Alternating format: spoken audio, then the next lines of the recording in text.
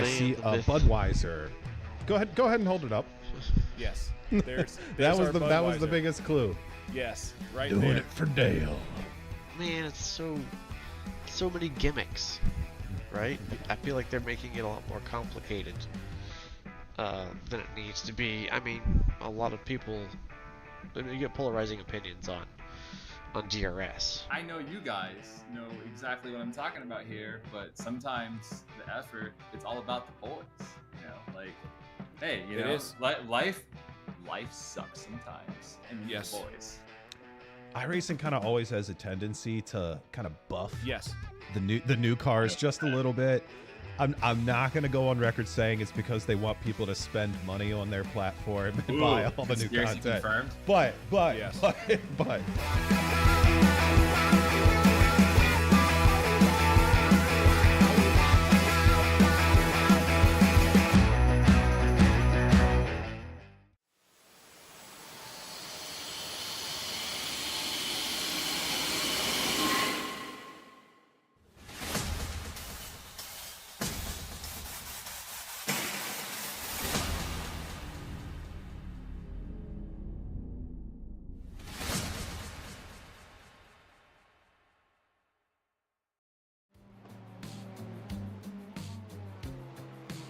Hello and welcome to the 2024 Season B series of the SimCAR World GT.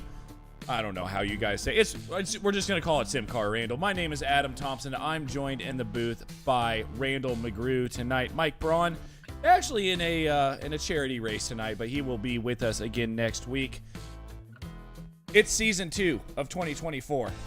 Here we go, Randall. Jimmy Howard, thank you so much for letting me know that your air conditioning works in your house right now. It must be very nice.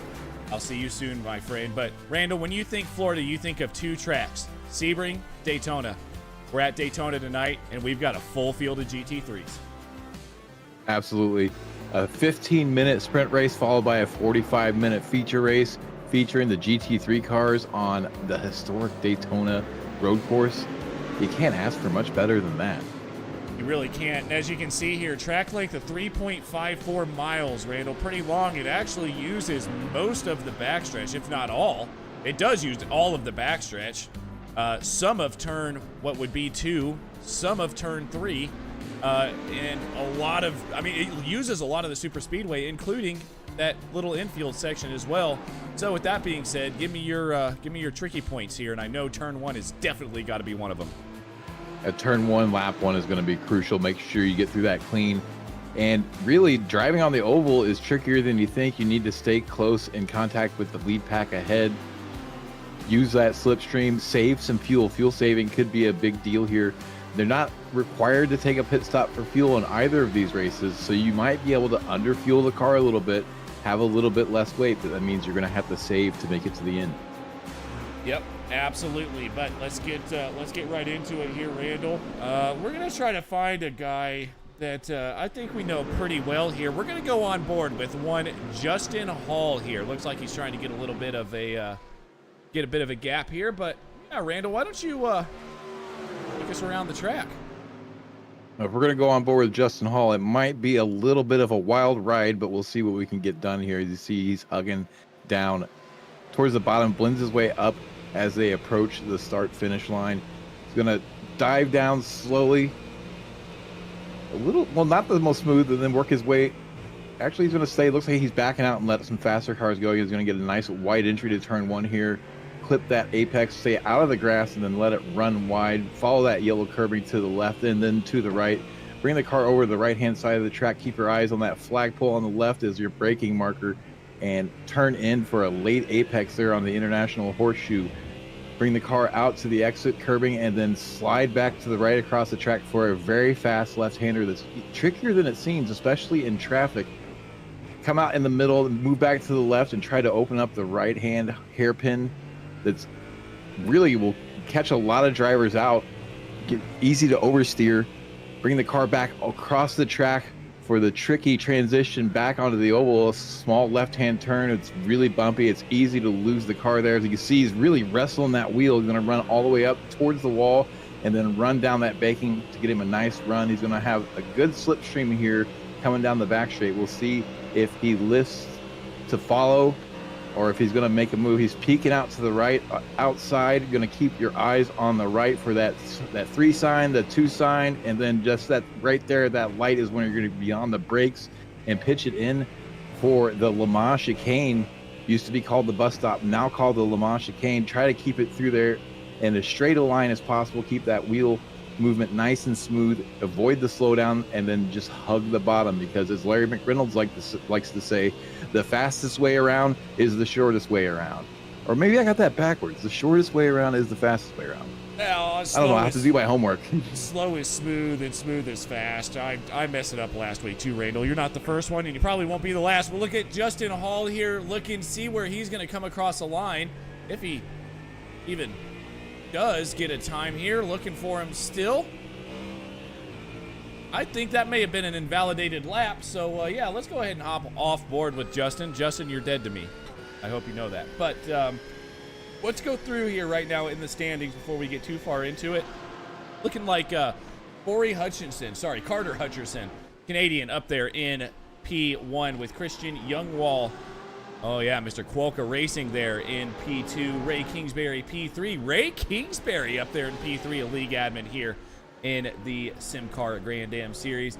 Brandon Lambert, P4. Blake Reynolds, P5. Cody Cosgrove, P6. Romain Rateau in P7 with Kevin Fanning rounding out your top 8. And Randall, why don't you walk us through here? See how the difference there in the little red and the blue indicators, and you can see that also on the wings of the cars. Those blue banners or the blue wings on the cars are going to indicate your pro class, and the red will be your amateur class. Oh, we got some trouble there. This is an open qualifying session, so that could ruin somebody else's lap as well as his own, as we had a spinner there in that tricky Le Mans chicane. You expect the cars like the Lamborghini and possibly the Audi to really struggle in that section of the track. And as we're on board with Kevin Fanning, that may have compromised his lap time. We'll see if he's able to improve this time by. But yes, the blue indicates pro, the red indicates amateurs.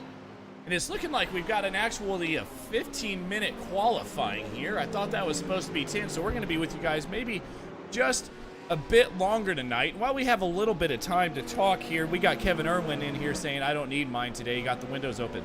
So, Jimmy Howitt, by the way, decided to make a very nice mention. I live in northern Nevada, and the temperature today got up to 100 degrees. My air conditioning decided to break yesterday. So if the stream all of a sudden cuts out halfway through, you'll know it's because my computer said it was too hot and it was time for me to go somewhere with air conditioning. So I apologize if it does that, but right now we got a pretty good race on our hand. And Randall, looking at the standings, it looks like they've gotten these pro and these AMs pretty well worked out. We've got two, though. We've got Chandler Rubik and Anthony Flores kind of trying to spoil the party there.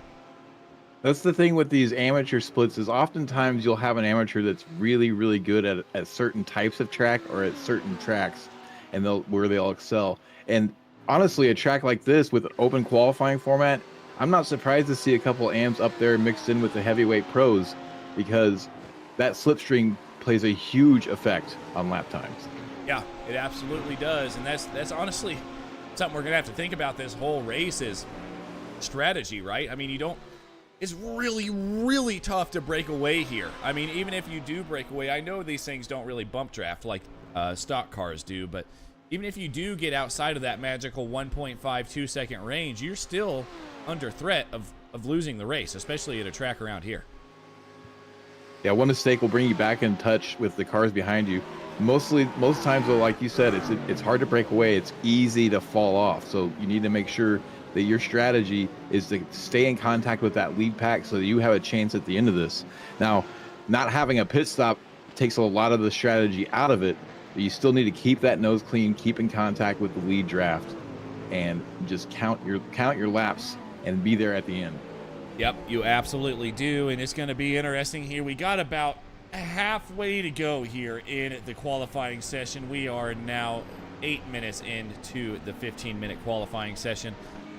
Randall, you and I, we both really don't know this league that well. I broadcasted the first two races for them at the end of their last season, and they've gotten a whole bunch of new drivers in here. But right now, Corey Hutcherson that had to be a draft lap. 43.491, almost 2/10 faster than Kingsbury. Absolutely. It could have been a draft lap. He just might be really good here or has really nailed the setup. Setup can make a big difference here. Maybe running a little less downforce than some of those slower pro drivers. Who knows? Sometimes these pro drivers may not be the best qualifiers, but they really make it happen during the race. So might see a lot of overtaking from some of these slower pro drivers in qualifying. Or maybe they just got unlucky, don't have a good slipstream partner, and have been kind of stranded, like we're seeing with Hutcherson now. He doesn't really have anybody around him to slipstream with, so he's banking on what he's already had, or hopefully finding a partner as the session goes on. Yeah, he absolutely will be. We've got Romain Rateau here, Frenchman, sitting now in fourth position, and fourth in the pros as well.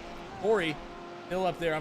Chandler still up there in ninth place, the first driver in the AM. Anthony Flores in second. You've got to go all the way back to 17th position to find Marwan Mafta there right now, qualifying third in AM. And just like many series that run a pro and AM split, what you're going to see is they're racing for the same points. So having a big gap, especially in the AM split, having a big gap of cars between you and your next amateur rival is going to be a huge payout in points difference. Yeah, what would be right now if you're Rubeck or Flores? I mean, you got to race these guys, right, Randall? You've got to race them. I mean, and especially so what we didn't cover, maybe you did because I did have to get up for just a little while. Did you cover that the sprint race and the feature race have different points? The feature race is basically double the points of the sprint race, with the sprint race or the feature race being inverted in the top 8. That's right. The format is pretty good here. That 15-minute sprint race worth only half the points that 45-minute feature race is. And you're right, the top 8 from the sprint race, the top 8 finishers get inverted. So you might be racing harder in the sprint race to get into that invert, or you might back off a little bit to say where you're at so you maintain a good position for the feature race. So you might see a little bit of gamesmanship with how they are racing towards the end of the sprint race in order to get a good payout for the start of the feature race. Yep, absolutely. So we've got Christian Youngwald now back there in 5th position with Horvath in 6th. Hutcherson still with the 4.91 fastest lap. Kingsbury's going to try it again. I just really don't know if there's much else you can do. I mean, by yourself around here, it really is. I mean, it's got to be worth a second and a half, Randall. Yeah, it's the slipstream around here is huge, especially if you can time it so that you get around somebody at a place when you're coming up to a braking zone, so you really get that momentum and get that driver out of your way for some of the slower section of the track, and then maybe pick up another draft partner as you get back onto the oval. Yep, absolutely. So yeah, as we can see right now, Kingsbury actually battling here, trying to get another lap in, but starting on the top here, if Kingsbury is going to start on the top line going into, the right side going into turn 1, that's not a bad place to start here, Randall, because there seems to be a little bit, the problem is the camber gets a little bit weird, but it does kind of pinch the driver on the inside if they can't get that run. Yeah, the exit off turn 1 becomes much tighter than the run up to turn 1. So being on the outside is not without benefit. You don't necessarily have the preferred line, but like you said, you can pinch that driver on the inside. But what you really worry about as that driver on the outside is a car coming steaming up the middle. So you really need to play defensive, but you also want to open up that entry as much as possible. Yeah, absolutely. Speaking of opening up, we've got about 2 minutes here, and we will get this race going for you guys. 15-minute sprint race with a 45-minute feature. Looks like we got a few cars here together now. Looking here through the... Justin Hall there in 11th. Looks like he set that lap by himself. And Randall, I know you know that I know that you know that we both know this guy. And he can be pretty quick sometimes. He does have his moments. He's also one that's really exciting to watch because I don't want to say he's likely to crash, but he is not afraid to go for it. So sometimes when you're going for it, you just get a little bit over that limit and it'll bite you. But Justin Hall, a very exciting driver to watch and a good friend of the channel. Absolutely a great friend of the channel. Go Justin, and I mean absolutely no offense to everybody else on the stream, but when you guys let me sleep on your couch for a couple nights, then you'll get just a bit more airtime. But with that being said, we're going to go back here to Brian Sohn in 15th place. Penguin RC car, one of the main title sponsors here of the SimCAR GT3 Grand Am series. Sitting back here in 17th place now, Randall. That's probably not where you want to go or want to be, especially around here. We've got a huge field tonight, by the way, 33 cars. Yeah, driving your way up from 17th to that invert is going to be really hard, but if there's a big incident ahead of him and he's able to get through it clean, look out. But that 45-minute feature race, he'll have plenty of time to make his way up the field, especially with the big oval section. Absolutely will do. And let's talk about that for about a minute here while we're sitting on board here with Brian Stone. What do you want to do here? Do you want to win that race? Do you want to start in 8th? Doesn't matter really that much here at Daytona where you start for the future race if your position gets inverted. I want to win every race that I get into, so my strategy would be to win. Okay. If I'm fast enough to be up front, I'm going to win that sprint race, and then I'll start in 8th in the feature race. And if I was fast enough to win in the sprint race, I have 45 minutes to pass those 7 cars ahead of me. Yep. Okay. I like that. I dig it, Randall. But we now have about 20 seconds left here, and we will get you the grid here for the sprint race. Now, remember, guys, because this is a sprint race, we may not be able to get the results after the sprint race. For some reason, our live timing doesn't quite like that too much, but you know, we'll give it a shot. But with that being said, here we go. About 5 seconds left. Get the grid here. They will have time to finish their flying lap, I believe. As I say that, every car disappears, so I stand corrected. Yeah, it absolutely just sent them all. Oh, well, maybe happening here. Interesting. Uh-oh. Well, I'm trying to do things too, so apologies for... I'm trying to change things. Oh, we got a grid. We got a grid, Randall. So let's go to that grid, and then I'll try to fix all this later. So, after you, my friend. On pole, Carter Hutchinson with a 143.491 in that number 63 Summit Sim Racing entry. Starting alongside him is Ray Kingsbury, 1.5 tenths slower. Blake Reynolds in third with Roman Rateau in P4. On the third row, Christian Youngwall and Devin Horvath. Then P7, Brandon Lambert starting alongside Cody Cosgrove. Behind them, Matt Kingsley and Elias Roman. Jay Hall, Justin Hall starting in 11th in the number 36 Sudi entry. And you went past me too fast there, buddy. Sorry. P12 is your amateur pole in the form of Chandler Rubeck and that number 29 entry. Starting P13 pro Kevin Fanning. Last season's champion even, Kevin Fanning. And then P14 pro amateur driver Anthony Flores. Behind them, KC O'Brien in 15th and John Majorbanks. And I'm sorry, John. I know that they put the pronunciation guide, and I completely forgot how to say that. It's Marshbanks. John Marshbanks. I'll take it over from place. you here, Randall. You've done a great job, but now that I've got it, let's get through it here. 17th, Brian Stone. 18th with Marwan Mofta. Carson Quint starts 19th. Rob Edgel there in 20th, new driver to the series. Josh Stoltz, 21st. Daniel Coletta in 22nd with John Ebersol starting 23rd. Brian Asta there in 24th position. In 25th, we have Jeff Johnson, a Canadian. Go Jeff, but we're American, so, you know, go Jeff still, but not as much as the American counterpart starting beside him. Travis Delfloop. Yep, not going to try that one. With Kevin Bogart there in 27th. Nathan Finnell in 28th. Josh Ondo starting 29th. Jason Lynn 30th. Gary Freeman 31st. Joshua Tsuji in 32nd with Rob Falquez rounding out your 33-car grid tonight, Randall. Here we go. Short pace lap. Looks like we're getting right to it. Absolutely. They're starting on the backstretch, gridded up already. They're making their way through the Le Mans chicane. It's going to be a very slow roll through ovals 3 and 4 as the leader's going to be eager to go here. Not quite sure if they have a specific start rule, but we're going to assume that it is on the leader. We'll see as they get clear of the high bankings, the pace car will dip into the pit lane and will be underway. Right now, you're just trying to maybe get a little heat into the tires, trying to get those brakes, perhaps making sure everything's ready to go for 15 minutes. It's going to go by really quick. On a track like this, you're not going to expect many laps. I think we're going to be getting 9 laps out of this 15-minute sprint. Again, we're going to invert the top 8. So this finishing order is going to be very important. We see the pace car dives off into the safety of the pit lane. Carter Hutchinson leads them to the green flag. He's waiting. He's waiting. He's waiting. There's a bump.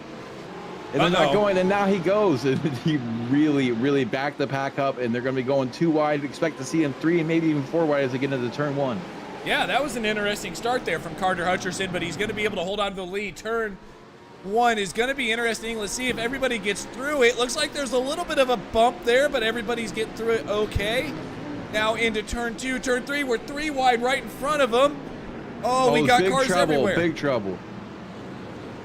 Big trouble in turn 2 as they're coming off turn 1 in the back of the pack. You see a couple cars off, a couple drivers going down the leaderboard. And it looks like Ando and Dave Flumer are the ones involved in that incident. Let's take a quick as gander they're back at that. underway. Let's take a quick gander at that before we get through the bus stop here and see what exactly happened to these two. It looks like Travis, Dave Flumer on the outside, and it's very congested. We have a car that runs wide in front of him and then starts to rejoin, and he tries to leave space to get 3 wide, and just a miscommunication. I don't think the Ando knew that they were 3 wide and bumped into Flumer, and it was just bedlam from there out. Luckily, it was in the back of the pack. Yep, that is unfortunate for those drivers, but we are back to the front here, about to hit the bus stop. Carter Hutcherson going to be able to pull a little bit of a gap there on Ray Kingsbury. Now, we talked about this being open setup. Oh, we got some 2 wide driving here. Looks like Horvath is going to be part of that. Looks like Horvath going to settle back into 7th place at the moment, but Cosgrove in 7th place. But with open setups, Randall, you know some of these drivers do want to have that clean air. Carter Hutcherson, for example, may want that clean air because of his setup. May not do so well when it comes to some dirty air and some aero push. Now, these GT3 cars don't have a lot of aero on them, but they do have enough that some of them will feel the effects of dirty air. I'm guessing, especially at the front of the field, most of these cars are going to be running a pretty low downforce setup, as evidenced by Carter Hutchinson's big wiggle coming out of the S's there, and he's going to be overtaken by Kingsbury and Reynolds, it looks like, coming out of the International Horseshoe. New leader, Ray Kingsbury, and they're going to go 2 wide through the kink. No, they sorted out. Oh, no, they are going 2 wide through the kink. They're going to continue that fight. There was a bit of a breakaway in the top 3 forming, but this is going to bring the rest of the pack back into the race. And it did bring him back into the, oh man, it looks like everybody gets through that cleanly. I thought there was going to be absolute heartache and a heartbreak, but it doesn't look like it is. We are now going into turn 7, and we're about to hit the bus stop again. Now Ray Kingsbury has a lead, and he is a long way out there. Randall, we haven't talked about the BOP. I know Spa's coming up. Do you think that has an effect on this race? The BOP has an effect on every race. Some cars will be better at certain tracks. So I'm pretty sure that this league has a rule where you have to drive the same car every week. So you must pick your car very carefully after looking at the schedule to see where you think you're going to be the best overall. Right now, I think even though he started on pole, Carter Hutcherson might be in a little bit of trouble having picked the Lamborghini. It looks like it is not very happy at the start of a run, and he's been wrestling it around a lot. And these BMWs and Porsches seem to have the advantage over him right now. Yes, they do it as Reynolds goes for a move on the inside. Gonna get it done. Kingsbury probably just gonna hang out, maybe try an over-under here. Nope. Now, we haven't talked about turn 1. There is a bit of like a crown there, Randall, on turn 1, where the track falls away. You can almost see it right down the middle through the apex of turn 1. Yeah, it'll trick you. The elevation change and a slight camber change can catch you out. Once the track rubber's in a little bit better and you have the tires in a good working range, it's a little bit easier to navigate, but early on in the race, it can definitely reach out and grab you. Right now, they should be pretty much settled in, and we see not a lot of side-by-side going on right now. Everybody kind of playing the patient game. Only 4 minutes into this race, so still a little bit of time to go. But some of these drivers that are outside the invert really need to get a move on if they're going to make their way up into that invert, especially if they want to race for 8th. Yep, they're going to have to want to race for 8th, and I just had a bit of a gander here at our YouTube chat with Kevin Irwin saying if you got a problem with Canadian geese and you got a problem with me, that is got to be a Letterkenny quote, and if it's not, Kevin, you might as well just move up to Canada because I know you're pretty close already. But looking here at Anthony Flores, now the leader of the AM division, doing fine. Got Rubeck behind him, though. So they've stayed together, and then again, we're talking about this AM division issue. We all the way back to 17th is where you're going to find P3. Yeah, that's a good points gap. Not as big in the sprint race, but if it plays out like this in the feature race, that's an even bigger gain. So we'll keep an eye on this gap right now. Stoltz running 3rd in that amateur division, needs to play some catch up. And Flores and Rubeck are maybe waiting for some of those pros to start fighting towards the end of the race where they can make some opportunistic moves and find themselves really in a good position for the feature race. Yep, absolutely. They could be. I mean, and they're only a few positions away there from that elusive 8th position. And it looks like they might get one more as there's one in the pits. Nope, that is incorrect. I apologize on that. But we're going to go ahead and take a gander at the intervals here between everybody. They're staying extremely close right now. Very close, Randall. Yes, they are. It's hard to, like we said before, it's hard to break away here, especially if you begin fighting. Any kind of breakaway you would form would vanish. And you're right, that was actually Daniel Coletta coming out of the pits, and it looks like he is put the car back into the pits. I'm not sure what happened to him. If I had to venture a guess, I'm going to say that the bus stop was not kind to him. Well, let's find out. And he had to come in for repairs. Yeah, we can find out real quick, maybe. See exactly what happened here with Mr. Coletta here going into the bus stop. You might be right here, Randall. One of the few BMWs we see in the field, or I'm sorry, that is a Mustang. That is not a BMW. And he comes and he's looking pretty good, tidy through here. Oh, and then, no. oh, you hate to see it. But you see it so many times in the sim and in real life racing. That last little curb, if you hit it just wrong and have the wrong amount of wheel in it, it'll reach out, grab you, and send you straight to the scene of the accident.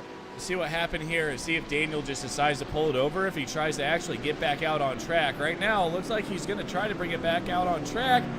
He says, nope, car's too broken. We're just going to take her to the pits.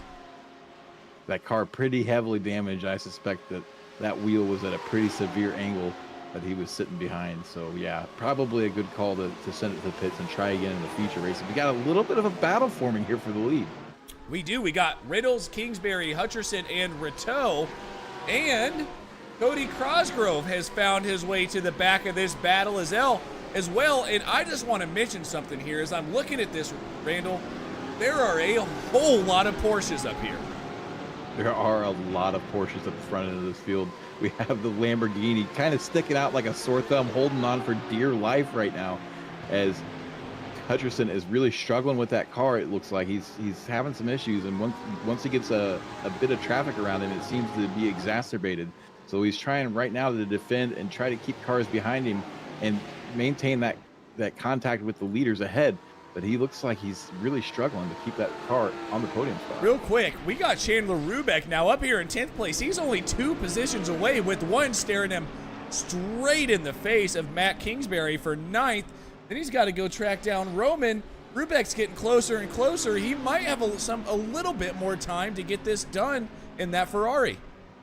Yeah, he's going to need a little bit of help, though, from the cars ahead to really start battling, or possibly an incident to close that gap up, because that 1.8 second gap just seems to kind of be getting bigger on every straightaway. So he needs to do something now to get around that Mustang, or his chances of getting that invert pole are going to go away. I am very impressed that you didn't correct me there, because that was a Lamborghini that we were looking at, not a Ferrari. So apologies to that, and please don't scout me. But Matt Kingsbury here now, 2.4, 2.3. Let's see what happens. Is he going to be able to get to Matt, make this move, and try to track down Horvath here? He's going for it.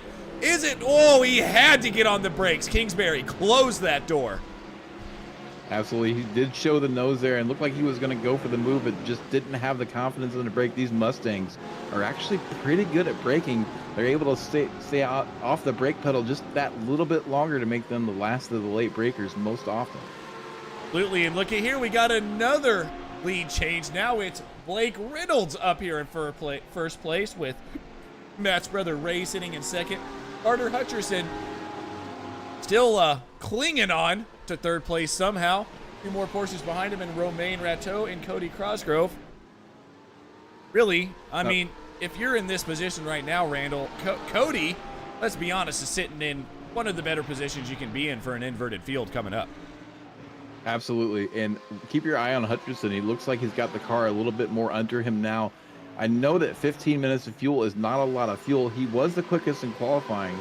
So that means he is probably going to be the fastest with low to little fuel. So now as we're getting into the last third of this race, ooh, that was spooky, but they managed to make it through there, mostly at the behest of Kingsbury, who's going to end up paying a pretty hefty price for having to back out there.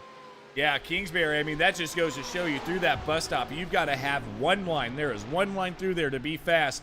Kingsbury was not on it. He had to lift, so he did not get into any issues with Carter.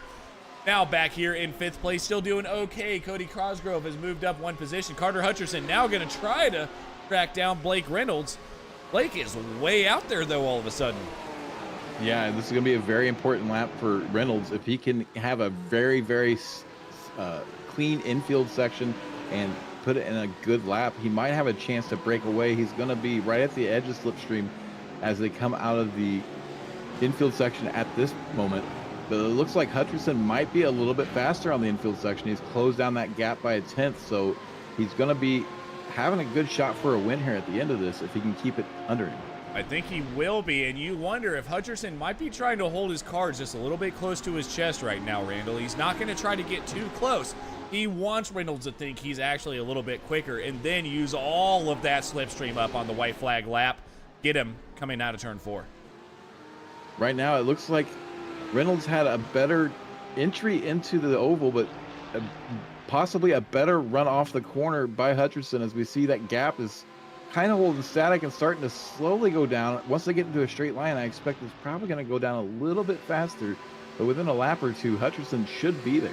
Yeah, he should be. We'll see if he is. You're definitely right there. Well, still holding about a second. This is when, Randall, you're coming through the bus stop, you're just hoping and praying you hit it right, because I don't know about you, but every time I go through there, I think I know I'm going to hit it right, but you never quite know. You know, it's one of those corners where you worry about it the first 4 or 5 times through there, and then you quit thinking about it, and it's often that lap when you quit thinking about it where it'll grab you. So you don't want to hyper focus on it, because that'll be one way to definitely wreck yourself, but you don't want to get complacent either. Absolutely. We do have a battle here between Anthony Flores and John Marchbanks. Looks like Marchbanks going to the inside. Lambert started that party, cleared a bunch of cars out. Now everybody's 2 wide, 3 wide here for 12th place. Yeah, we got a lot of scraps going on. This is effectively qualifying for the feature race for these drivers. They're not going to make the invert. Oh, what a send! My goodness gracious. And they all made it through, Randall. Flores just said, excuse me, I'm going to take that spot back. How? I don't understand how they saw that coming and were able to react to it. But heads up driving by all drivers there, and what a send by Flores. Well, we got Sohn now in his Audi trying to do some things here that Audis shouldn't really do, but he's going to try it anyway. He's going to the inside, going to try to go to the inside again. Not going to happen here coming on to the super speedway, but unbelievable racing by these drivers here in 10th, 11th, 12th, 13th, and 14th place. But we got to get back up to the lead here, Randall. Looks like Reynolds has lost that gap. Hutcherson is not only closing the gap, he's closed it.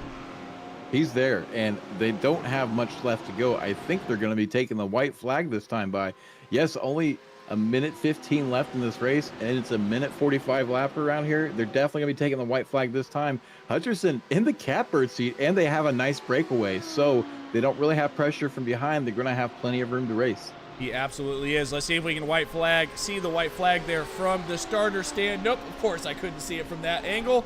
And yes, there is a white flag waving up there. So this is the white flag lap. Looking here at Hutcherson, we've got all kinds of stuff going on behind us. There's 3 drivers. A little bit of lagginess as well, but that'll get itself fixed. Looks like Cosgrove has finally forced his way up to P3. I mean, the last time we looked at him, Randall, he was P6. He's doing a great job. Yeah, Lambert has made his way around Flores after that dive last lap. You know, I have to wonder if Flores might show up to the next race. We Hey. see some damage. There's some trap, some contact, Yeah, some damage on that car. I think there's a few pieces of car missing that shouldn't be missing, and it looks like that's Marchbank's car right in front of Flores. He's still driving it. He's not going to give that spot up. He wants this position. P12, he wants it, but I think he's going to lose quite a few going down the straightaway here. Yeah, he's going to be a dead man on that straightaway. He's going to drop like an anchor. We see Flores make the inside move before they even get onto the oval, and maybe he's going to get a little bump there from Marchbanks. You have to wonder though if the next round, if Flores is going to show up sponsored by UPS, because not only did he send it, he delivered. At the moment, Flores is sponsored by the Virginias, as you can see there. But yeah, looking like Flores is going to get it. We got to get up here to Blake Reynolds, though. It looks like Blake's going to get this win. Doesn't look like Carter was going to be. I wouldn't count that yet. I wouldn't count that chicken yet. There's a long run to the start-finish line, and Hutcherson is closing fast, and it's only going to close faster the closer they get to that line. Reynolds moving around, trying to break that slipstream. Hutcherson trying to stay behind him until the last possible second. He's going to make that outside move across the line. It's going to be... It is Hutcherson. I'm not sure if the timing is right on that. It definitely looked like Reynolds was ahead. I mean, you want to talk about unofficially, Hutcherson is the winner. We'll wait to see those results become official, who actually won that. Yeah, we will. You want to talk about somebody eating their words, though, Randall. My goodness, that was a heck of a way for me to eat my words if Hutcherson does actually take that win. Now, they are going to jump straight in to the 45-minute feature race here. We're trying to get through here. Looks like we got a couple more battles here on track. Maybe a few. Maybe it looks like Jason Lynn, Jeff Johnson, and Kevin Bogart. Looks like they all got across the line cleanly. Kevin taking the lead or the win in that. Joshua Suji just about to come across the line now. We've got just a few more. The 427 car of Rob Falquez going to round out the field.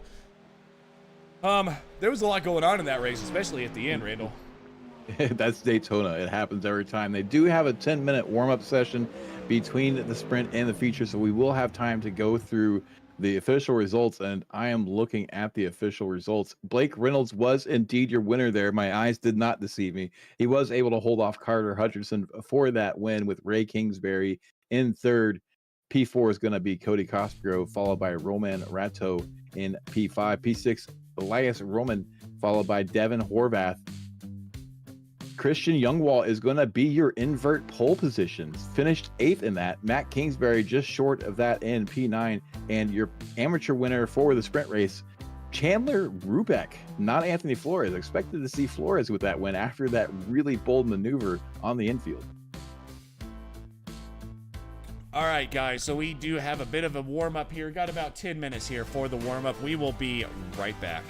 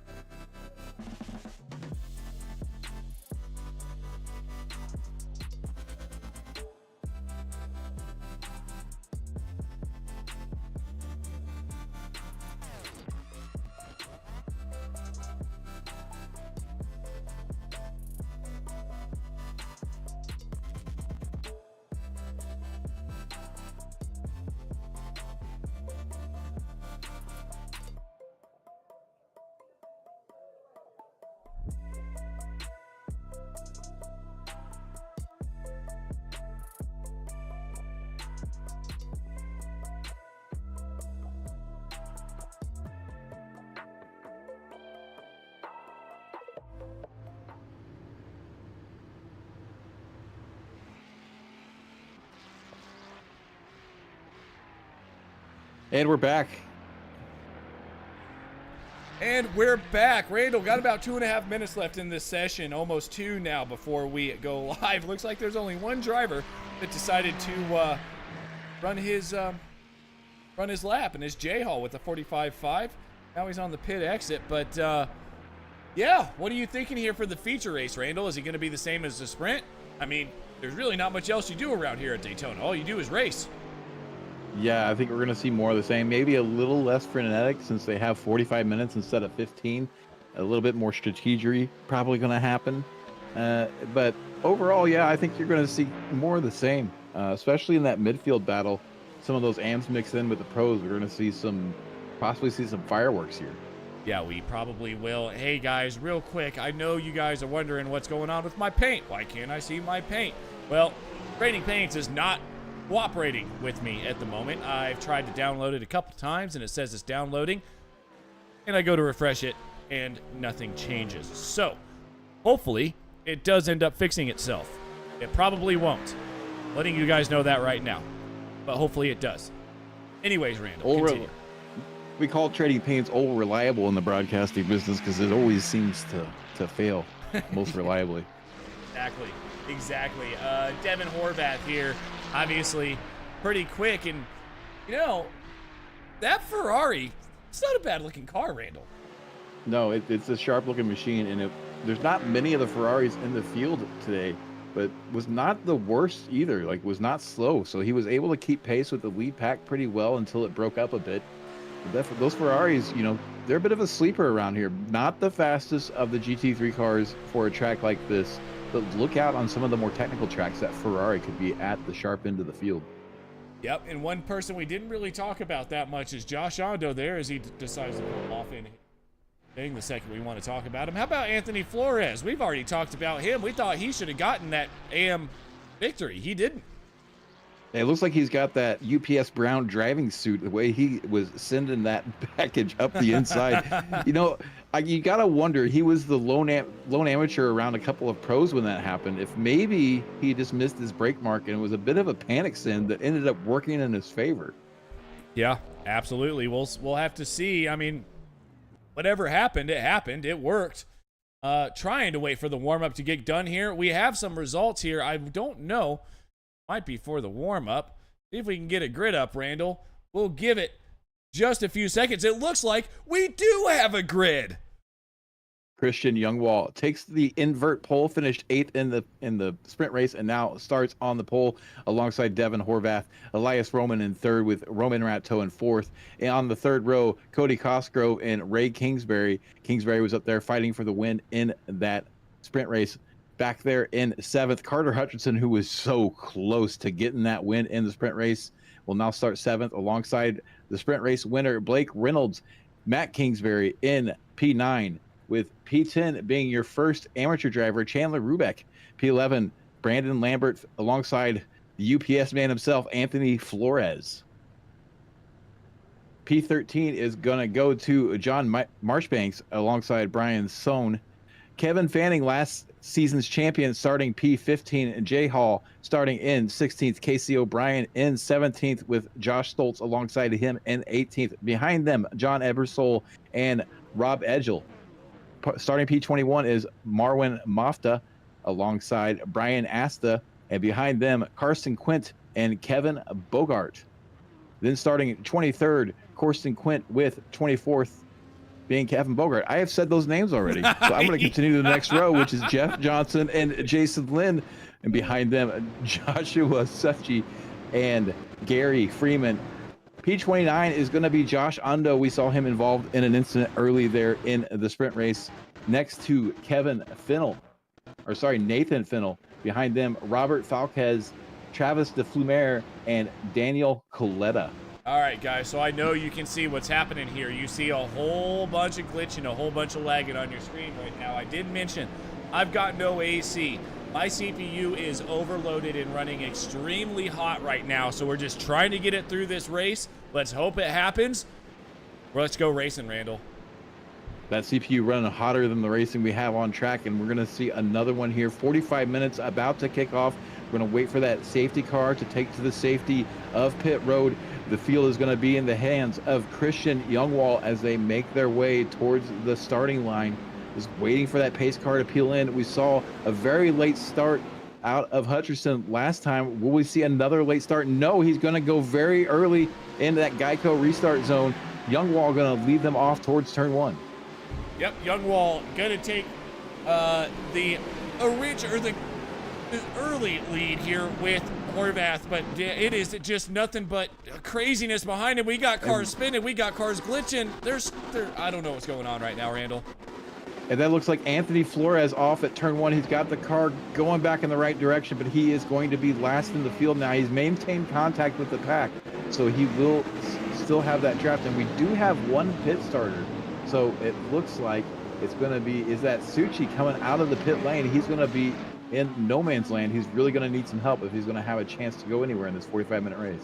It is, and now, guys, you're about to see something that I really don't like to show, but I'm going to pull up some graphics options here to see if we can get this thing working just a little bit better and try to untax my computer a little bit, because nobody wants to watch what we've just watched for the next 44 minutes in this race. So, Randall, I'm going to go to most exciting, and I'm going to let you handle it for a second. We see the PC really struggling. It's going to be the worst that it's going to be right now in these opening laps as everybody's bunched up. We're going to see them start to spread out a little bit here, but we're going to keep them mostly bunched up with the big straights here and be jumping around through the field. Right now, everybody's worked out nice and single file and making their way through the bus stop. And not seeing any real incidents right now. Everybody's running clean. We have a bit of a breakaway up front, though. Christian Youngwall seems to have gotten a bit of a gap developed. Right now, it's sitting at 8/10, and then a couple more gaps forming there. We could see a bit of a breakaway. A field that's broken up, so that first lap, not the cleanest for everybody. We're going to have a lot of shuffling going on as some of these faster drivers try to make their way through. Elias Roman right now running P3.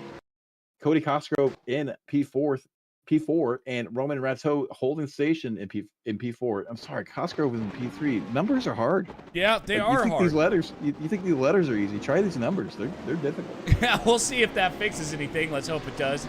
Maybe just a little bit of a graphics change, and they still got people spinning everywhere. We still got stuff going on. Let me try to change just a couple more things here, Randall. I'm sorry, I got to give it back to you. Rob Falquez off at the exit of turn 2 and then way off into the grass. It's going to take him a minute to find the island again, and he's going to be back there with Suchi. Suchi's actually going to get around him, but maybe these two can work together and try to tandem their way up to the front. But right now, they are in no man's land. Right now, the gap from Christian Youngwall back to Elias Roman is sitting at 8/10. The rest of the field seems to have worked itself out. They're trying to coalesce again and form that draft train. They'll be able to run down Christian pretty quickly. That lead isn't by no means safe. The field looking pretty sorted right now. There's a couple gaps towards the back end of the midfield, but for the most part, the lead draft is starting to reform. We've had some moves go on. Ray Kingsbury is up to 5th place. And for some reason, I'm seeing Nathan Fiddle in the race lead, but that does not make sense. So I think our timing screen is also struggling as bad as Adam's poor CPU. We see another driver off track, and who is that? I missed it. We did have another driver off track towards the rear of the field. So some of the cars in the back really struggling here in early doors on this 45-minute race. But the lead pack has come back together now. Christian Youngwall's lead has evaporated. Elias Roman hot on his tail. Cody Cosgrove and Ray Kingsbury falling. There's a little bit of a bump there between Kingsbury and Cosgrove as they go through the International Horseshoe. But we're seeing that lead completely gone. This lead group back together. It looks like about 10 cars, 8 to 10 cars have formed back up into a nice pack. So we're probably going to see some moves starting to happen now that everybody's sorted out. Yeah, if we can actually see those moves, that's the big question. And we have here, another driver off. Matt Kingsbury has spun it there in the second hairpin on the infield section, and that's going to cost him a lot of time. Looks like John Marshbanks also suffered a little bit of time loss from that, probably an avoidance. But Kingsbury was the main person to go off there, and it looks like he may have towed the car now. Yeah, he might have. And just an FYI, Randall, I don't know if this broadcast is going to be able to continue. I've got stuff lighting up red all over the place. I might be about to lose my PC here, but let's hope not. We've got Carson Quint right now sitting here in 22nd place. What's going on? I know you talked about something, Randall. Oh, yeah, Christian Youngwall is now back in the lead. Must have been a bit of an issue here with the timing. And, hey, whoa, wait a minute. Looks like it might be smooth. We've got Roman here in second place with Crossgrove coming in third place. And right when I said that, here we go again. Yeah, don't worry, folks. Like the band on the Titanic, we're going to keep playing until the ship goes down. So we'll try to bring you as much of the action as we can. Hopefully get the end of this race in. Right now, this lead group had reformed and is now starting to break up again as we see some fighting going on, some incidents in that lap that caused it to break up a little bit. We see Blake Reynolds is taken to the pit lane for possibly to take some repairs. Didn't see what happened to him in that number 66 Porsche entry, but he is in the pit lane and right now sitting stationary in his box. Christian Youngwall continues to lead over Elias Roman and Cody Cosgrove. Ray Kingsbury has up 2 spots, up into 4th place, has made his way around Roman Ratto. Carter Hutcherson, your P2 finisher, is up into 6th place. Casey O'Brien, where did this guy come from, is in P7, up 10 spots. And Adam continues to debug his issues, and that poor PC. Let's have an F in chat for Adam's PC. It is sweating trying to catch up. Blake Reynolds has made his way out of the pits. Josh Stoltz also made a pit that lap and we came back out. So you have to wonder, maybe a couple of these drivers were still on quali fuel somehow or still on sprint fuel, had to come in and get that full 45 minutes worth of fuel early on in this race. I think the lead pack's starting to reform again. I think we might be able to try something here. What I'm going to do is I'm going to close the overlay. I'm going to try to reopen it. If the overlay is what's killing it, it's my CPU. My CPU is absolutely dying right now. It is 97 degrees in my house at the moment, guys, in northern Nevada with no air conditioning. I'm doing whatever I can to get this race for you guys, I promise. But I don't know if it's actually going to happen or not. With that being said, though, we're going to keep it like this.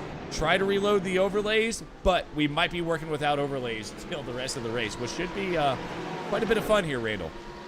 You see one car coming out of the pit lane, going to join at the tail end. That's Matt Kingsbury after his spin is now recovered and back on track behind these lead 6. So he's in a good position to maybe get his lap back if something happens, but he's going to be basically holding on for garbage points here at this point.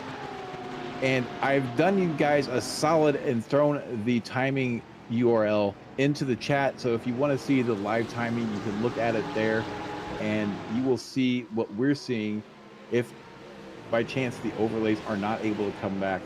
Christian Youngwall. I want Carter Hutchinson to win. I keep calling him in the lead. It's Christian Youngwall leading the way 3/10 of a second over Elias Roman, over Cody Cosgrove, over Ray Kingsbury. This top group has kind of become static at this point.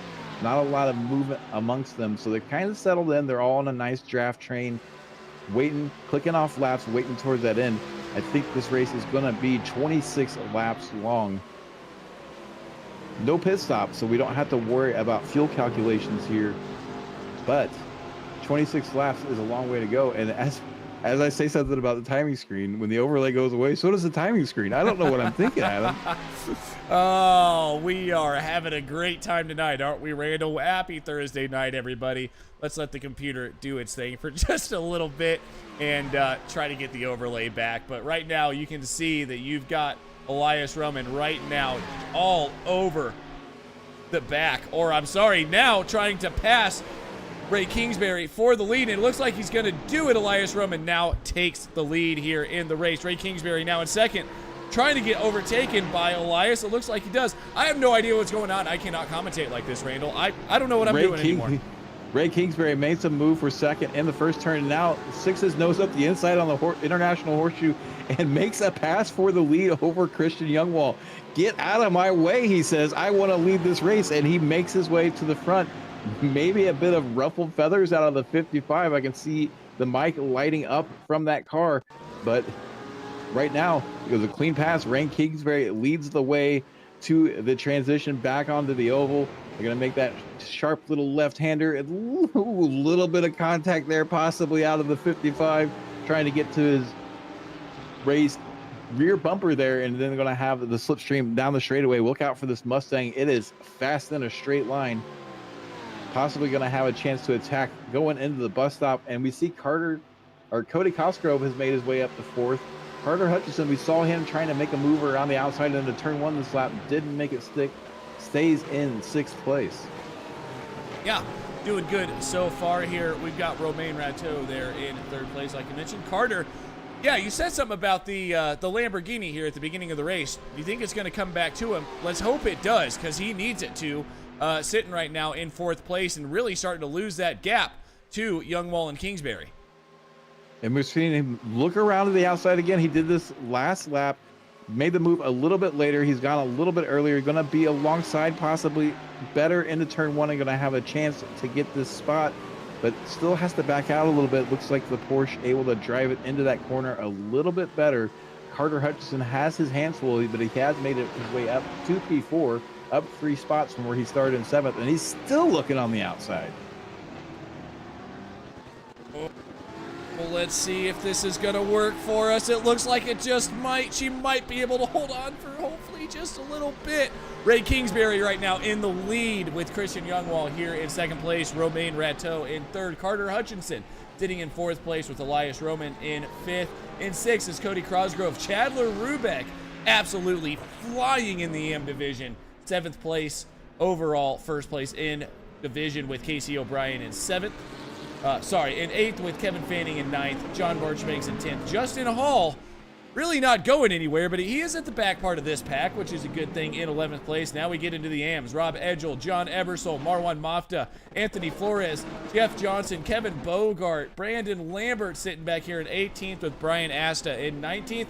Actually, a bit of a battle going on right behind them with Ando and Carson Quint. Ando just took 20th place from Carson Quint, who's now in 21st with Travis Dave Flumer in 22nd. Brian Sohn, 23rd. Devin Horvath sitting in 24th with Blake Reynolds in 25th. Nathan Finnell sitting in 26th. Daniel Coletta, 27th. Gary Freeman, 28th. Joshua Susi, 29th. 30th is going to be Josh Stoltz. Rob Falquez here in 31st with Matt Kingsbury and Jason Lind rounding out 32nd and 33rd. Randall, back to the lead. We've got a battle. Yes, Youngwall is not letting this lead go, and they have broken away quite a bit, so it's really a 2-car race right now. As long as they can behave themselves, they won't really have a chance behind it. We see some jockeying for position going on back there behind them.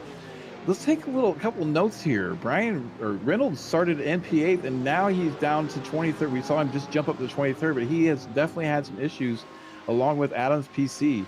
The other one I would like to take note of is Daniel Coletta, who was up to as far as 15th after starting last on the field after his incident in the sprint race.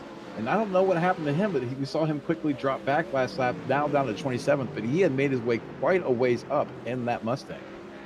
Yeah, honestly, he had, and interesting that it's having an issue right now. Like you said, like my PC, we'll go ahead and give it a minute. Everything's fine, guys. It'll be fine. Everything's gonna be fine. It'll work. It'll work. We just gotta let it do its thing. You gotta understand that Adam runs a racing PC and it acts like a racing car. And a lot of times these racing cars look really sharp and look like they're really well put together, but often they're held together by the smallest of margins and barely make it to the end of the race. And sometimes those are the fastest race cars. Yeah, to be honest, yeah, sometimes they are, and sometimes they find walls at Silverstone like mine's doing tonight. But we're going to try to get back up here, try to get away from that battle just a little bit. Ray Kingsbury, Christian Youngwall still going. I mean, it's like you said, they're being smart here, Randall. They're not even halfway into the race yet. Being smart. They want to overtake. It actually looks like Youngwall might be just pushing Ray down the road. They're not battling, and look what it's doing to that gap, up to 2 seconds now almost. And we see it close down a little bit as they approach turn 1, and that's going to happen. You're going to see it kind of compress and then expand again as they get back to the throttle. But right now, you saw it right after it happened, it looked like Youngwall may have been seeing red a little bit, but now that he's seen that they've developed a gap, he's playing it smart, letting bygones be bygones for now, and trying to keep this gap big, but Carter Hutchinson seems to have found the car. He's now in P3, has some clear air ahead of him. You might see this guy close the gap down after all. Got two Canadians here, and Cody Crosgrove and Carter Hutchinson sitting right now in third and fourth place, and then got quite a few more behind him. Chandler actually sitting right now in P7, not that far behind this group, maybe a little bit too far at the moment, but Romain Ratto, I mean, all of these guys up here are, I mean, they still have a chance to win this race. They're all still close enough, and that gap is actually coming down. It was 2 seconds at the beginning of this lap, Randall. It is now 1.4. Yeah, Hutchinson has found another gear in that Lamborghini, and he is putting it to good use, trying to close this gap down. We see it get a little bit bigger on the straightaways, but he seems to really be faster than anybody else on the infield section, which is where he's going to make up most of that time. He'll give some of it back on the straights, but he's making up a lot of time on that infield section. Yep, he really is. I mean, and it's going to continue to happen like that. At least he hopes it does. But Cody Crosgrove starting to fall back. Now we got a bit of a battle here. Romain Ratto. Elias going around the outside of Romain trying to get this done before they get into turn one. As they catch Cody, this could get dangerous. You see they sort it out mostly. Oh, the contact there, and it leads the Ferrari to spin. And we see, who was that? We got Romain Ratto drives around and gets clear of it. Roman going to come out the worst for this, and definitely going to be seeing red as he's immediately going to be under pressure from the Lamborghini from behind. Yep, that is very unfortunate. And look who that Lamborghini is from behind. That's Chandler Rubeck, first place in the M. If he can get by Elias by a lot, 5 positions going to be separating him and John Ebersol back there in second place in the M. That's a huge haul of points at this point in the field. That's going to be about 12 or 14 points. And that's huge. That's absolutely huge for the first round. That's going to be a really good start to his season if, and that's a big if, he can hold it together. Randall, don't look now. Let's talk about not holding it together. Christian Youngwall, Ray Kingsbury. Hutcherson is coming, and he's coming quick. Christian Youngwall is hearing the Jaws theme in his helmet right now, seeing that Lamborghini in his rearview mirror get bigger and bigger, and you have to think, once that Lamborghini gets a little bit closer, Youngwall serving a slowdown. This is really going to bring Hutcherson back into the race. This is unfortunate, extremely unfortunate. Now is Youngwall going to be able... Oh, no, what's happening here? That was Kingsbury serving the slowdown. Now Kingsbury going side by side. Now, the question is he going to work with Hutcherson here? He has to. They've got to get up to him. Hutcherson's been doing just fine on his own. The one thing Hutcherson doesn't want right now is Kingsbury fighting him. They definitely are going to work together because Kingsbury does not want to see Youngwall run away with this win off of a really unfortunate mistake. And I have to say it, John Marchbanks now in the pit lane took the toe. It looks like he had a big incident about 25 seconds ago on track. Maybe we can find what happened with him. We'll stand by and see if we can find that replay. Oh, we can find it, Randall. The question is, got the bit in his teeth. We can find it. The question is, do you want to take that chance? We're going to have to take that chance. Let's go see. We can find out what happened to John March here. Around the outside, like into one. Another turn one incident. Little argy-bargy through there. They're clean so far. They managed to get through. They're coming through turn two in the run-up to the International Horseshoe, and that was Justin from behind. Hall. He's helped around by Shut Up and Drive It's very own Justin Hall. Way to represent the team there, buddy. Yeah, let's go ahead and let's put his name right here. There's another car spinning in front of Justin. Okay, maybe Justin is just trying to dodge everybody at this point. Right now, if you can dodge a Justin Hall, you can dodge a ball. He's having them wreck all around him. He's caused them to wreck. Maybe he's got that dog on his shoulders blocking his view. An unfortunate incident there in the International Horseshoe. Clearly not an intentional wreck, just a bit of a miscommunication there on who's with two cars going for the same piece of tarmac. And Jay Hall ends up getting up a couple freebies out of it. Yeah, he probably looks like he got 2 freebies. That's his only 2 positions he's been able to get this race, are the 2 where people wrecked or he wrecked in front of him. But with that being said, let's talk about somebody that is actually a good driver right now. That is John Ebersol. Look at this guy up 13 positions, but that's not the best. Got Kevin Bogart up here 14 positions right now, Randall. Yeah, some of these drivers have taken advantage of some of the incidents that have happened early on, but don't look now at them. Guess what's happened? Carter Hutcherson has caught Christian Youngwall, and Ray Kingsbury is still in contact. We now have a race for the lead. We do, and the question is, can Cody get to him? And it looks like Cody has dropped off the back of him just enough for this to not be an issue. Now, if they do start fighting, Cody still has a chance. It's all about the last lap around here, Randall. You got to get a good exit out of the bus stop. But as we just saw, that bus stop can and will bite you in form of a slowdown. Yeah, it could get you, put you into the wall, or it could give you a slowdown if you're a little too aggressive, and that will really ruin your race, as we saw with Ray Kingsbury. Luckily for him, he's managed to stay in contact with the lead and still has a good shot to win this.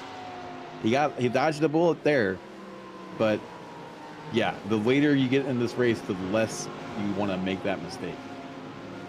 Absolutely. So right now, Randall, we have about 15, 25, 30. I can't do math. We got quite a bit of time left here. We got about 25 minutes left, Randall. Who do you want? Where do you want to be in this position? Right now, if you're Ray Kingsbury, you need to work on closing this gap and then maybe play the patience game. Make sure your tires are nice and cool. Don't overuse them. And just stay there in a good position. As we see a pass for the lead. Hutcherson making the big move into turn one. Youngwall not going to fight it very hard. Lets it happen. You have to also wonder, these guys are probably running pretty thin margins on fuel. One of them maybe having an issue needing to save a little bit. That might be why we see Youngwall not fight so hard, but he also knows that Hutcherson guy is pretty quick. Yeah, Hutcherson is very quick, and you almost wonder if that may have been tried. Looks almost choreographed. Hutcherson to the inside. Youngwall let him go, but even while they're trying to choreograph passes, Kingsbury is still closing on him. It's crazy to me that these guys are trying not to go any slower, and just by being beside each other or around each other, they're going slower. The little tints add up on a track like this, especially if you get a bad run onto the oval or a bad run out of that Le Mans chicane. It'll really cost you a lot of time. So that move into turn one, not necessarily costing Youngwall a lot of time, but it was just enough for Kingsbury to find his way back to that bumper. As we jump back to P6, Chandler Rubeck in a really good position, and with a possible incident ahead, he's looking at a top 5 right now in 6th place, with the next amateur all the way back in 10th. I mean, you can't really ask much more of a race as an amateur driver than Chandler Rubeck is getting right now. Up into 6th place. He has gained 6 positions from the start of this race. So imagine starting 12th place, being up here in 6th. You've got Fanning O'Brien and Justin Hall, 3 very fast pro drivers behind you, and you're holding them at bay. Chandler having an absolutely amazing race. Yeah, Kevin Fanning, last season's champion in the GT series. Now this league used to run prototypes and GTs. They're all GTs this season. Kevin Fanning was the best of the GT drivers last season. He's trying to run down Rubeck right now. So Rubeck knows that he's got the champ behind him. And if he starts to have to fight him and falls back a couple spots, he really needs to look out, because Justin Hall will be on his bumper.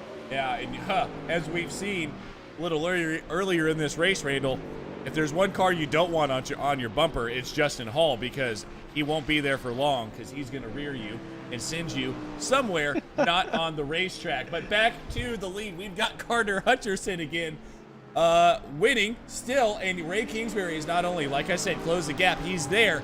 Now, what does Ray do at this point? Does he try to does he try to take the lead? How much fuel do these cars have, Randall? All of these questions you asked about 5 minutes ago really are going to start coming into play now. It looks like Youngwall's kind of struggling for pace, especially on the infield section. So Kingsbury might look to make the move around, but if come the end of this race, all 3 are grouped together, 3rd place might be the spot to be, and you'll get a nice double slipstream until 2nd place makes their move, and then you'll be able to react to what the leaders do and possibly have a really good run up to the start finish line. But right now, the way that Youngwall's kind of falling off pace and kind of losing time to Hutcherson, Kingsbury might consider making a move here as soon as he can. Yeah, we'll see, and you wonder if Youngwall saw that. Obviously, now Hutcherson, now Youngwall going to be closing the gap here, because they come around turn 4 into the tri-oval and back into turn 1. Well, turn 4 on the oval, apologies there. Yeah, you can see Youngwall is now just totally closed that gap right back up. But if Hutcherson saw how much he was able to gain on the infield, Hutcherson, all he has to do is drive it just a little bit harder here, Randall, and he can break that gap. He can break that draft. Absolutely, he can back up Youngwall into Kingsbury as well on the infield section by, doing some defensive slow in, fast out driving on some of these tighter corners. But you saw the speed of that Mustang in a straight line, especially with the slipstream. If he's closer than he was last time, he's going to be much closer again. And we're starting to see some dress rehearsals here for the end of the race among these top three. We got Flores and Bogart going at it. Flores on the outside, Bogart on the inside. Flores going to get that move done around the outside of turn one. What a move, Randall. And Anthony Flores, we saw him off at turn one, basically last on the field after the first couple of corners on lap one. And he's made his way back up to 14th, so an impressive recovery drive. Yeah, absolutely. He has gained 0 positions, which if we saw him on lap one, if you didn't see him on lap one, sounds not good. But if you saw what happened to him on lap one, yes, absolutely amazing drive by Mr. Flores. Back up here in P2 is Christian Youngwall, trying maybe to find a way around Hutcherson, or is he? Because Kingsbury, and I want to mention this as well, watch this gap start to form down the straightaway. That Mustang is gapping that Porsche. So is that Lambo. It looks like that Porsche just doesn't have the speed and the power it needs, even if he's going to be able to go for a win, Randall. Yeah, if it shakes out like this in the last lap, Kingsbury's kind of in no man's land, so he will probably try to get around Youngwall on some of the closing laps. But that is a pretty good representation of what's going to happen on the final lap. Youngwall's going to have to be much closer to Hutcherson going into the Le Mans chicane in order to make that run work, unless he was maybe saving a little bit of fuel, backing out a little bit early. We didn't see him charge nearly as much as we did the previous lap. So maybe a little gamesmanship going on here too. Yeah, Kingsbury needs really to get by Youngwall at this point, as we're saying right now. I mean, I don't see that Porsche doing anything. He cannot win this race. He's going to have to do something drastic to try to win this race. And yeah, it looks like really this is going to be a battle between the Lambo and the Mustang. I mean, let's go here on board with Christian Youngwall real quick, just to show the closing speed of this Mustang down the straightaway. And I will say that Kingsbury did set the fastest lap of the race last lap, but it's not where it counts on the straight line. So the drag race to the start finish line, he's going to be losing this. We're going to watch this Lamborghini start to get bigger and bigger and bigger in the windshield of Youngwall as they make their way towards the Le Mans chicane. He needs to get a good run out of here and be much closer. He's going to have a chance. Looks pretty clean so far. Not a lot of excess wheel movement. Keeps the wheel pretty straight. Going to get a good run off. Didn't lose very much time there to Hutcherson, and we're going to really watch this gap disappear now. Yeah, but look at the absolute drive Kingsbury gets through the S's. Even that Porsche may not be as fast down the straights, but man, is it hooked up into the corners, and you can see it now happening. Kingsbury might actually be close enough to think about a move. Doesn't look like he's going to, but yeah, look at that interval shrink. Absolutely, it shrunk way down. We don't know if Hutcherson might be saving some fuel as well. I doubt it. But if Kingsbury is closer, it really depends on that gap coming out of the chicane. If Kingsbury's closer, he was able to hang a lot better, got more benefit of that slipstream, was able to overcome some of that straight line deficit. So it's really going to come down to that gap on the last lap. Who has a good gap and who has a good run out of that last corner, as we've watched Youngwall just really struggle there on the infield. And here's one more thing I want to say. I went to Justin Hall because I know he has a Mustang, and also because something happened to Justin Hall that we're going to have to find out here maybe just a little longer in the race. Within the podcast that we do, Randall, and obviously, there's 2 new cars out. You've got the Corvette, which John Ebersole is driving, and you got the Mustang, which Youngwall is driving. Great cars. It sounds like, and I don't know if you've driven them yet, Randall, that Mustang does not do well when it comes to tire heat, especially later on into these runs. I think Youngwall really might start to have to struggle here. His only saving grace is this straightaway at this point. Yeah, the Mustang drives a bit like a yacht on the bendier bits of the track. Is not the most compliant, will definitely use up those tires, but once you get it in a straight line, look out And so at a track like this, it's going to excel. We've seen it excel all race long, as we're now about two thirds of the way through this race, 15 and a half minutes to go. And we're starting to see, how this finish might shake out. Youngwall does not have a good run this time, so he's got quite a gap ahead. We're going to start seeing some moves out of Kingsbury, I suspect, here over the next few laps, starting to stage himself for that run to the checkered flag. Well, you want to take a gander here, see what what one of those Mustangs did? I think you want to, because we're going to go watch. See what happened here to Justin Hall. The first time, we've got 2 crashes on the screen, so this is going to be really good, guys. Let's see what happened for crash number 1. Oh, wait a minute. I remember this one. Justin Hall sends it up the inside. Just can't quite get it on the brakes soon enough, and there we go. Let's see what happened to him the second time. Oh, it's the same one. So, all right, well, Jay Hall, you know what? Let's just watch this real quick, and then we'll get back to the lead here. Adam rubbing salt in the wound of Justin Hall, playing this incident over and over, as if he's not going to be playing enough over and over in his head. Yeah, one more time. Justin Hall, it's just a little bit of miscommunication there. Can't totally blame him. I mean, he's probably the one at fault there, but yeah, a bit of a miscommunication. And a little tap sends him around. And we see another replay of last lap here. Youngwall with a bigger gap. Hutcherson kind of opening up here. Hutcherson might have been holding back a little bit and has now really opened up the taps. I'm not 100% sure what's going on here. Maybe that Mustang is just struggling with tires and Kingsbury is just biding his time. Look at that run through the chicane. What happened there? It looks like Hutcherson must have gotten it wrong. Well, let's see if Hutcherson may have gotten a slowdown on that one because of how much he was slow there. I did not expect that in that Lambo. You know, we keep talking about Kingsbury. Even Kingsbury, look at how far off the pace he is. Did he get another slowdown? He did. Randall, he did. I don't know if he got a slowdown or maybe just a reaction to the what was happening ahead and had to get on the brakes to avoid hitting the cars ahead of him, which ended up causing him a lot of time down the straightaway. Normally, if they get a slowdown, you'll see them run that top line through the oval corner to bleed off as much of that time as possible without losing speed. In this case, it looks like he just lost some speed, so probably had to have a big checkup there in the Le Mans chicane. 2 seconds is quite a bit of speed to lose, but hey, let's agree to disagree on that one, Randall, because now it looks like it's a 2-car race. Carter Hutcherson at the moment looks like he has got the car to beat right now. Youngwall trying to hold on to the tires of Corvette. You can almost see it screaming through the middle corner, Randall. It is just not hugging the corner like he wants it to. Yeah, and I think the heat is really starting to get to your brain, Adam. That is a Mustang, not a Corvette. But Hutcherson did set the pole time in qualifying, so definitely has a 1-lap pace and pace on low fuel. Now he's managed to make his way up from 7th place to the front here, and he looks like he really is having not a lot of problems with Youngwall's Mustang. Youngwall really struggling to hold on in some of these slower corners. Makes up that gap on the straightaways, but I don't think it's going to be enough unless Hutcherson makes a real mistake. Right now, he's sitting pretty. Randall, speaking of heat, I'm going to have to go. I'm glad you mentioned that. I'm going to go refill my bowl of ice back up. And guys, I'm not kidding. When I have a bowl of ice sitting in front of my intake fans trying to cool down my computer. So I've got to go get another bowl of ice, fill it up, so we can watch the end of what I think is going to be an amazing race. Randall, I'm going to leave it to you.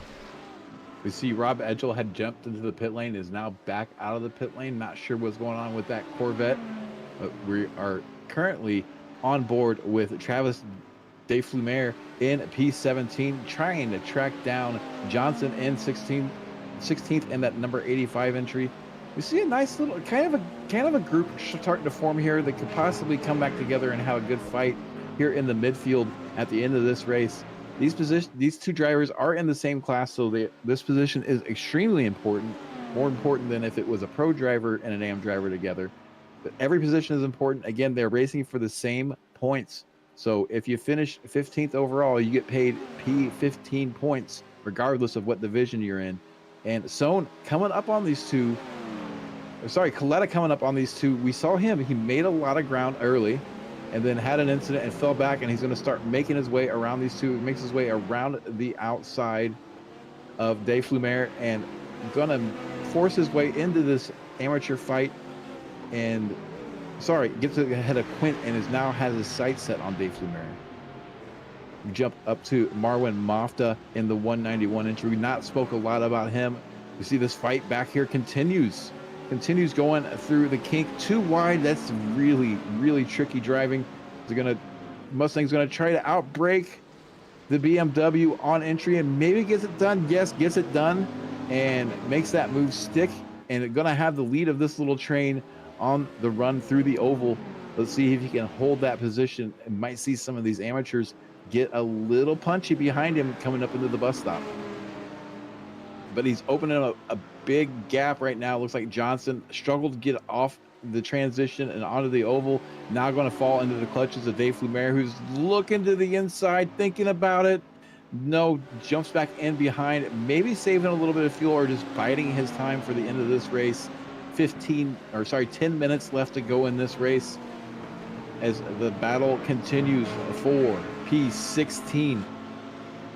Again, Coletta sitting there in P16th, was up to 15th at one point after starting effectively last on the grid.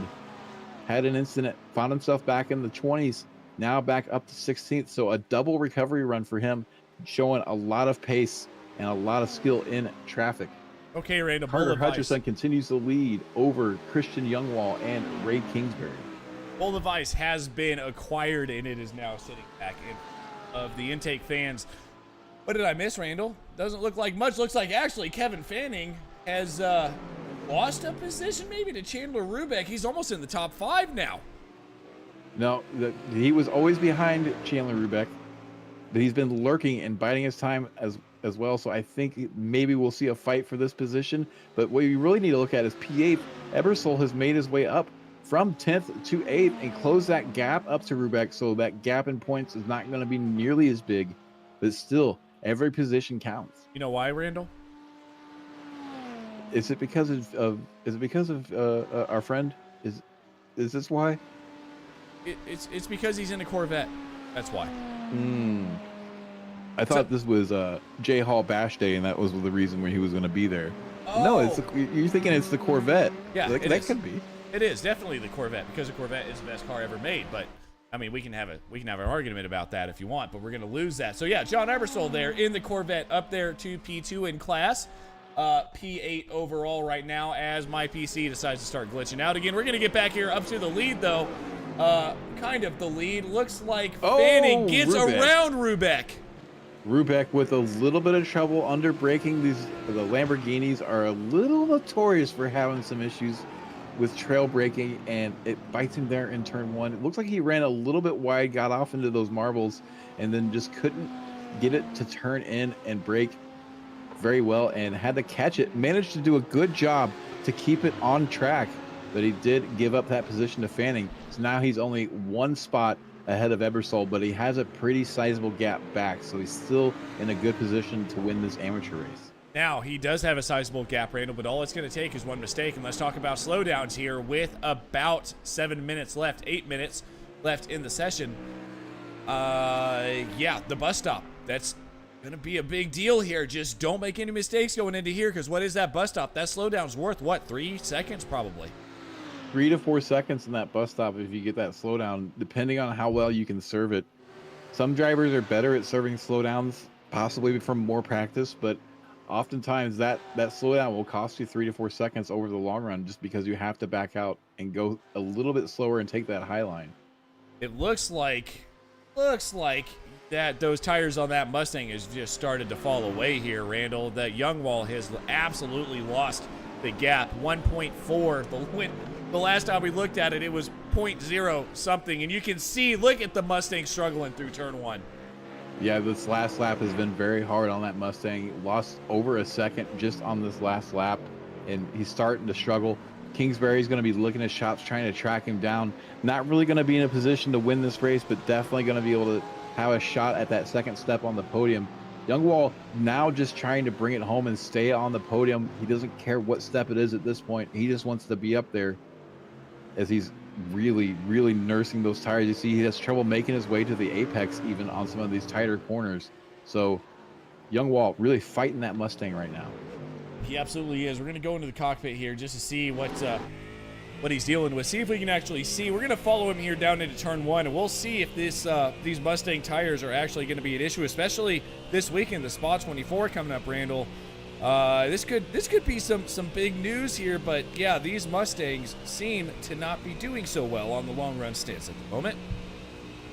They do like to eat up the tires. You have to drive it pretty gingerly through the bendy bits.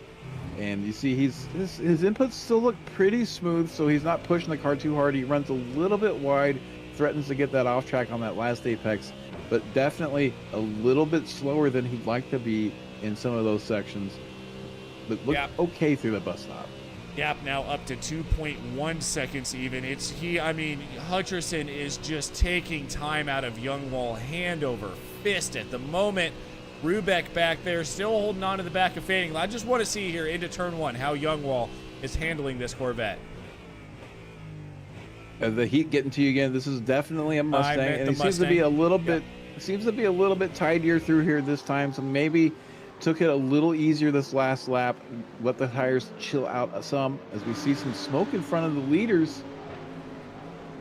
We have a lap traffic car. It looks like Gary Freeman struggling there on the International Horseshoe, now going to fall into the clutches. And this is going to help Hutcherson open up that gap even more because he's going to have a lap of slipstream, unless actually this lap car is going to hold him up just a little bit. I thought he was going to get out of the way there, and he didn't. And now he gets out of the way, so not going to give him slipstream. So Youngwall might have an opportunity for a little slipstream, but it's going to be too little too late.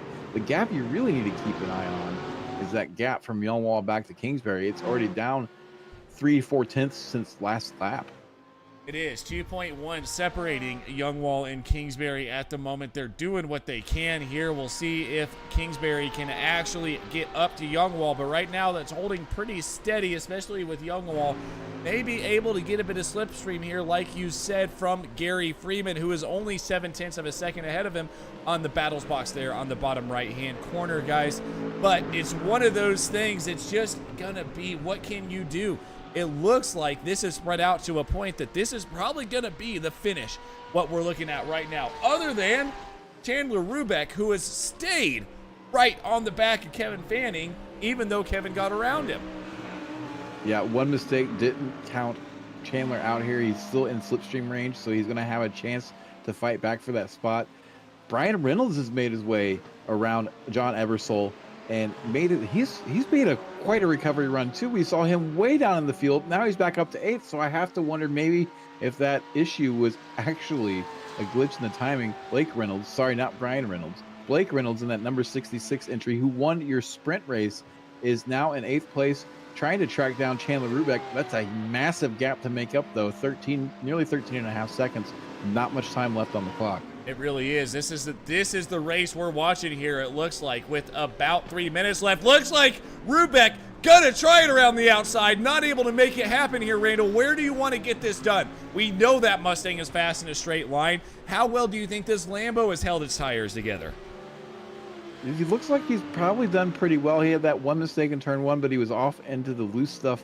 I think if you get a decent run onto the oval transition and make sure you're nice and close before that bus stop, you're going to have a good chance to win this, even over the Mustang straight line speed. We see a stricken Ferrari there, got a lot of front end damage, just trying to possibly get out of the way.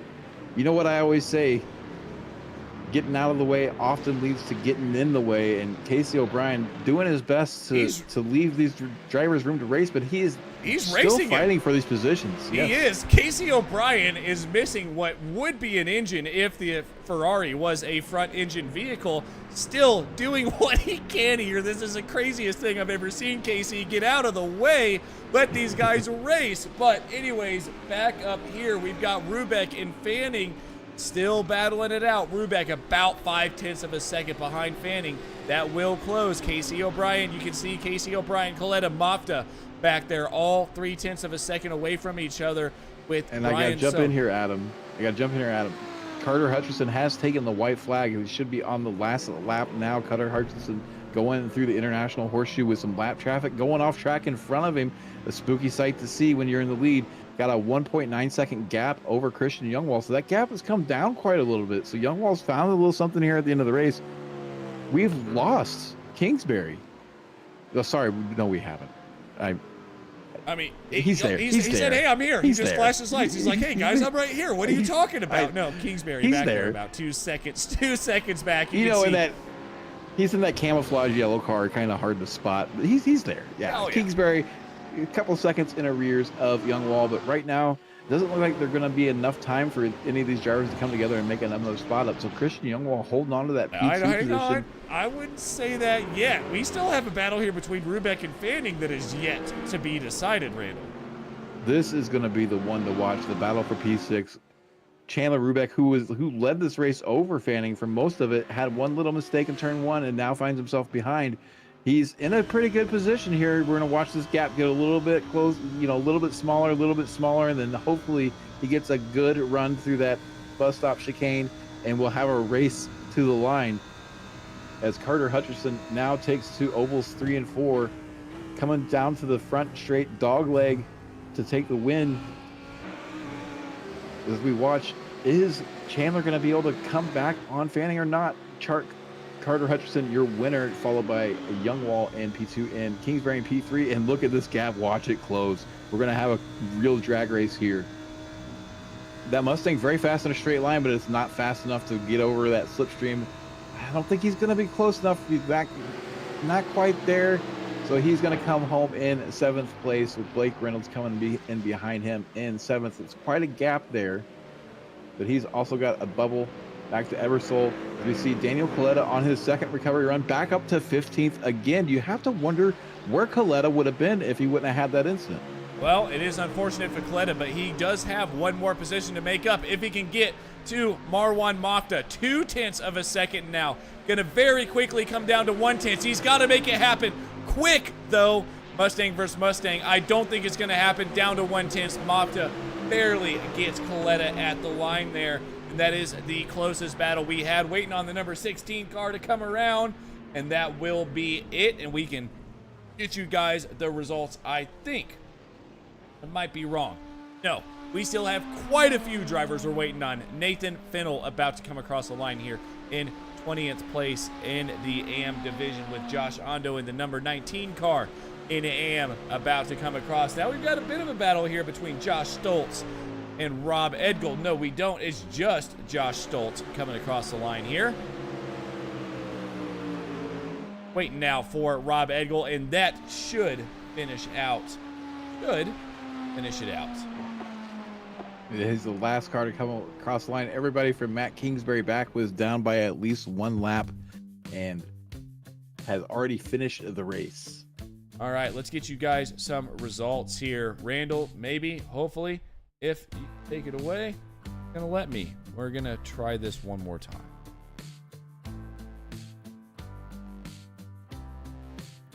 Maybe. As Addis PC struggles continue, your overall winner in the number 63 car. He almost won both races. He was there at the end of the sprint race, and he's definitely there at the end of the feature race. Carter Hutcherson, the number 63 Lamborghini, does some burnouts. You probably hear it on the broadcast. Christian Youngwall comes up short in P2 after starting on the invert pole. P3 goes to Ray Kingsbury, who we saw in the lead for quite a bit of this race.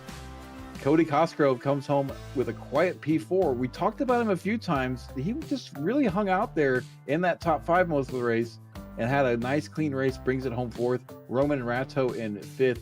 Kevin Fanning, last season's GT champion, in that number 911 entry in P6.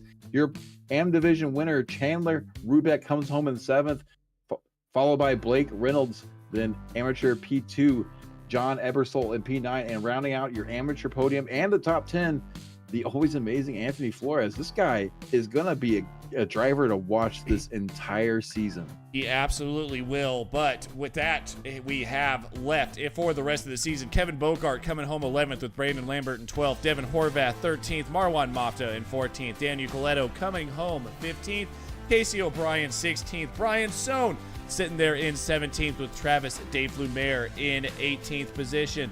Moving on, we have in 19th Carson Quint, 20th Nathan Fennell, Josh Ondo, Josh Stoltz, Rob Edgell, Matt Kingsbury, and Gary Freeman round out your top 25. Brian Asta, Jason Lynn, Joshua Suji, Rob Falquez, Jeff Johnson, Justin Hall. What are you doing, man, back there in 31st place with Elias Roman in 32nd. And rounding out your field is going to be John Marchbanks. We're going to wait here for just a few minutes here, Randall, for interviews. But if we don't get any, we're going to get the heck out of here so I can go find some air conditioning. These drivers playing hide and seek right now, and I can't seem to find a single one of them. I've tried yelling "Ollie Oxenfree" and to no avail. Yeah, what do they do in this series?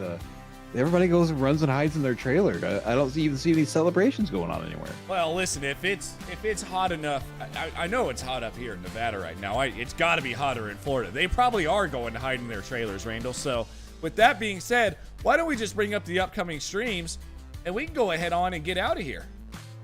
So on Sunday, July 21st at 1:45 in the afternoon, it's going to be hot then too because my AC guy doesn't come till Monday. So I hope I can bring you guys the Formula Ford Weekend Warriors Ray Esports series from Hungaroring. Then at 3:45, we've got the Spec Racer Ford at Mid-Ohio, also part of the Weekend Warriors series brought to you by Ray Esports. On Sunday night, we do have an asphalt street stock, but it's not around an asphalt oval. Randall, we're going to Spa this weekend at 8:10 p.m. Eastern Time. You ready for that? That'll be an interesting combo. The street stock on a big track like Spa. There's gonna be some fireworks in a few of those corners. I think there probably will be, but then don't go anywhere until Thursday. I mean, you can go places until Thursday, but just make sure to come right on back here for us, guys. We are not going to be at Imola in SimCAR. As you guys know, SimCAR had a bit of an issue last Thursday with a DDoS attack or two. So iRacing had an issue. SimCAR was raring to go. SimCAR was definitely ready to go. iRacing had that issue. So we are going to VIR on July 25th, guys. We will see you then next week at VIR on the 25th. Randall, any closing thoughts? What a race. We saw a lot of overtakes, a lot of drivers making mistakes and then recovering. So should be a very exciting season with a completely stacked GT3 field. And I cannot wait to see these drivers take on the American version of the Nürburgring that is VIR. Yeah, I cannot wait to see these drivers do the same thing. I also can't wait to get air conditioning. Until that time, my name has been Adam Thompson, joined in the booth with Randall McGrew. Good night, guys. I hope you guys have a great weekend.